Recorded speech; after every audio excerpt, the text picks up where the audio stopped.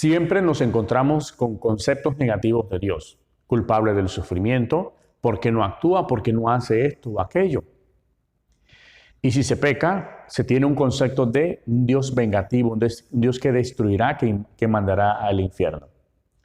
Así como se han filtrado dentro de la iglesia malos conceptos de Dios, y los hay en todo el mundo, malos conceptos de Dios, también se ha filtrado malos conceptos referentes a la Virgen María.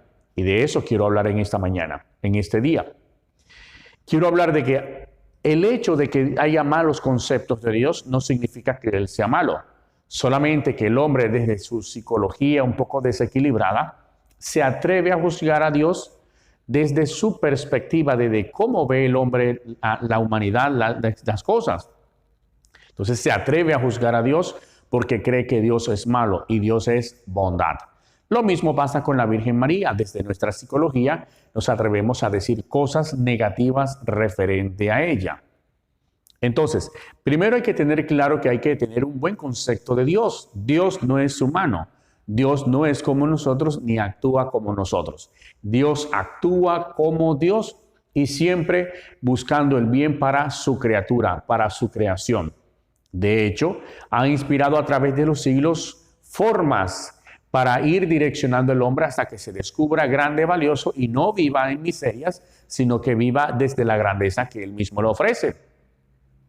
De tal modo que quienes han descubierto a Dios han comenzado a vivir de manera digna.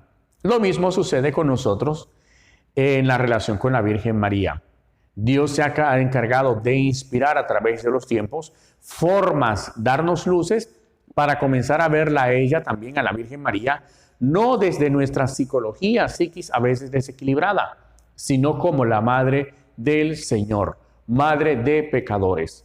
Y entonces este punto es claro porque a veces presentamos a la Virgen María, quienes formamos en la iglesia, de una manera demasiado elevada e inalcanzable. Y esto hay que cambiarlo. ¿Por qué?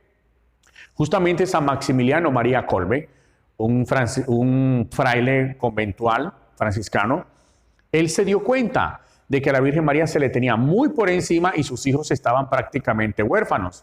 Y él vio la necesidad de bajarla del pedestal y hacerla más cercana a sus hijos, que caminara dentro de sus hijos. Y esto lo toma de base de que si Dios, siendo Dios, se hizo de condición humana para estar en medio de nosotros, la madre también lo debería hacer, bajarse y estar con sus hijos, no crear distancias ni divisiones, sino acercamientos.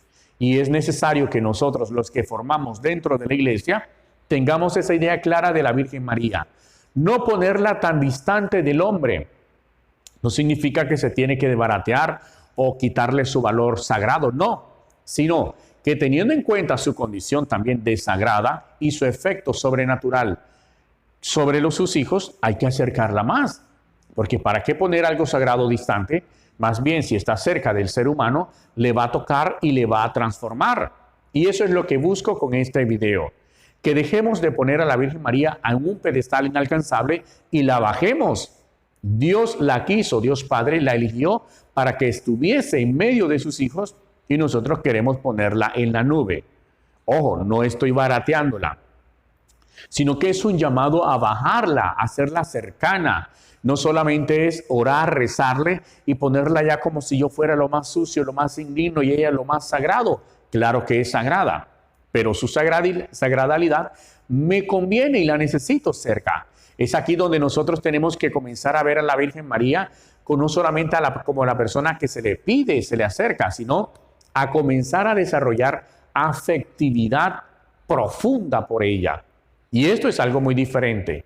Una cosa es hablar con ella, orarle, rezarle, y otra diferente es desarrollar una afectividad profunda por ella.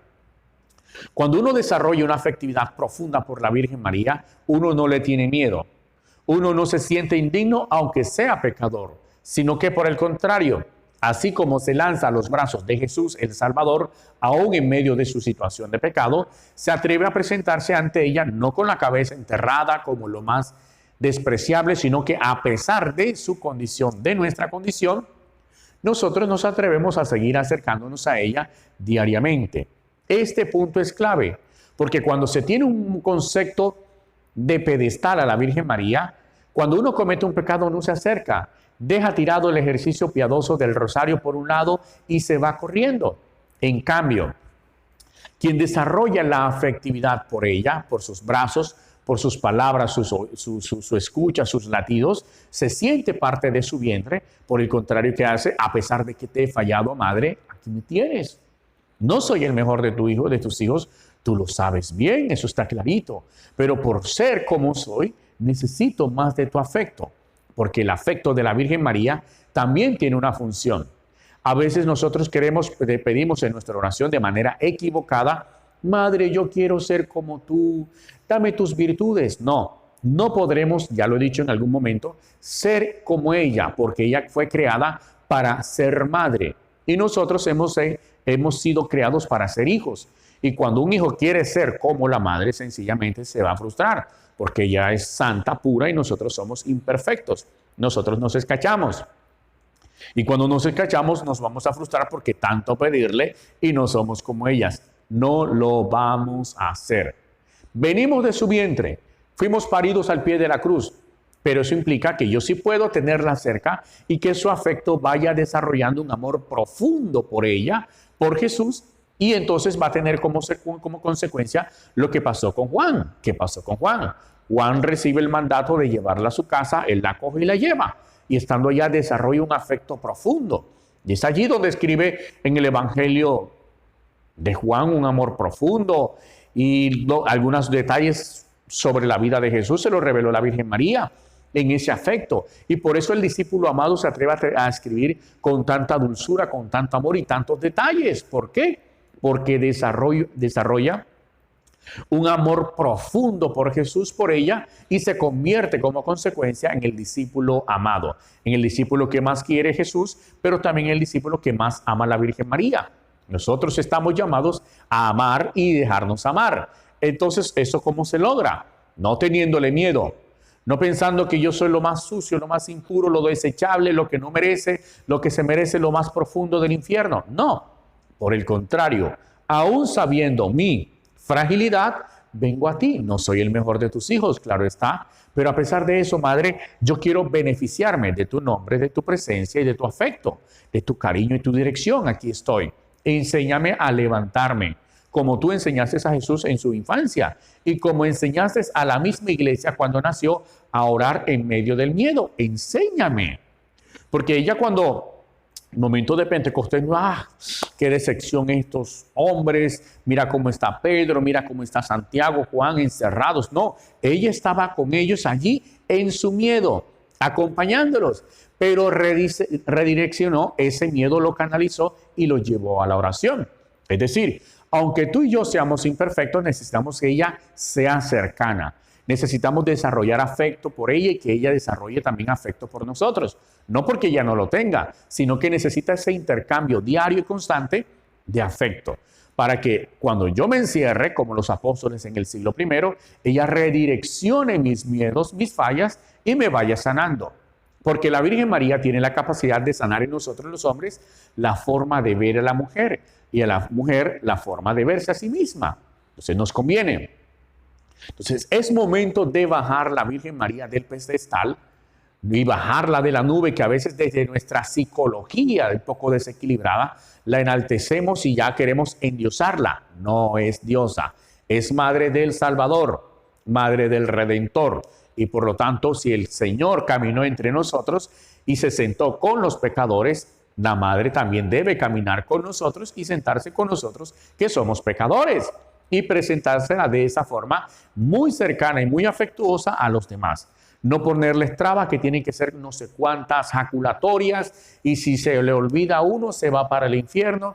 Si hoy no hace el rosario, su vestido, su almita está sucia, mugre.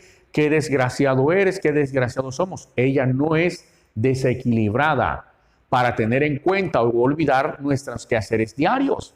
Ella supo meterse en una fiesta y supo también ver de cerca que hubo un matrimonio en el que él fue invitado y no alcanzaba el vino y ella no fue y comenzó a renegar, qué familia tan desgraciada, qué gente tan imprevista, tan...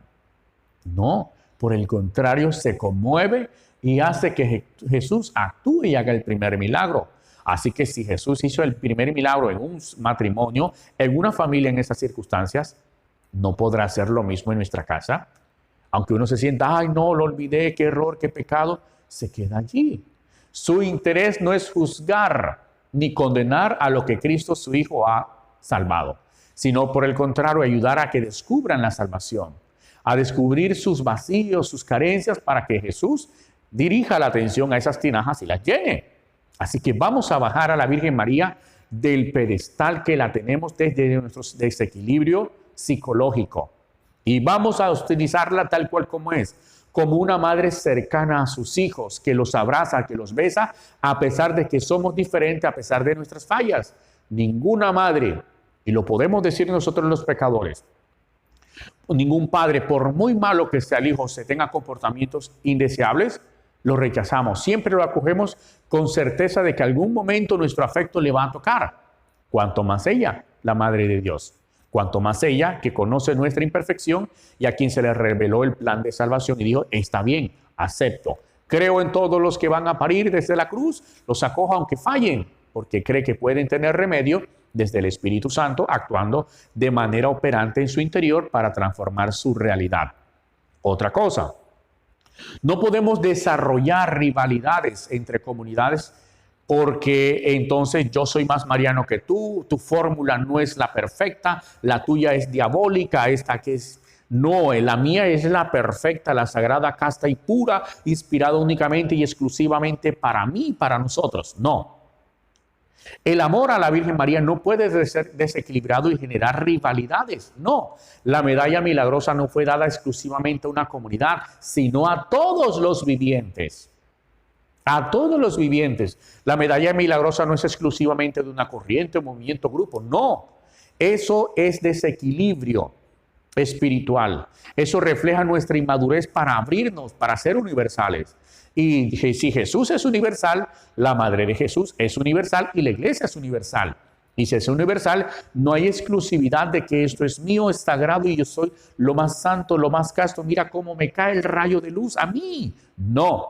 La medalla milagrosa, dice San Maximiliano María Kolbe, es como un plomo, un tiro con el que se puede herir al otro y puede salvársele el alma.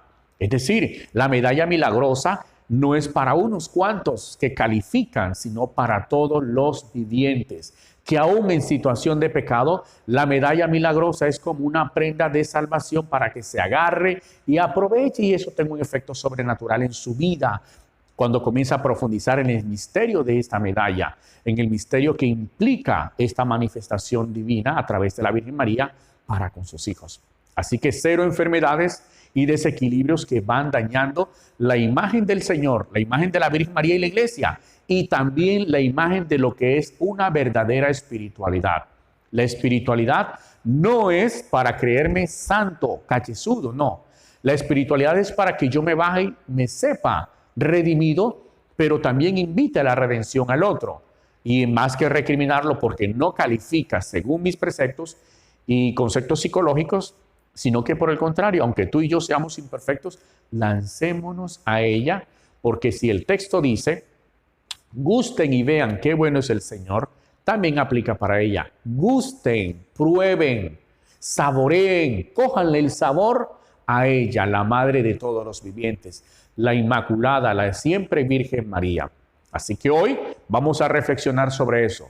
Cero elevación, más bien aterricemos nuestra espiritualidad. Nada de distancia entre lo divino y lo humano. Lo divino vino a salvar lo humano. Lo humano debe saborear, conquistar, probar y vivirlo para que se pueda salvar con todas las herramientas que nos da el Señor para la salvación, como es el camino mariano. Un abrazo y bendiciones. Suscríbete, comparte y difundamos una buena espiritualidad mariana. Bendiciones.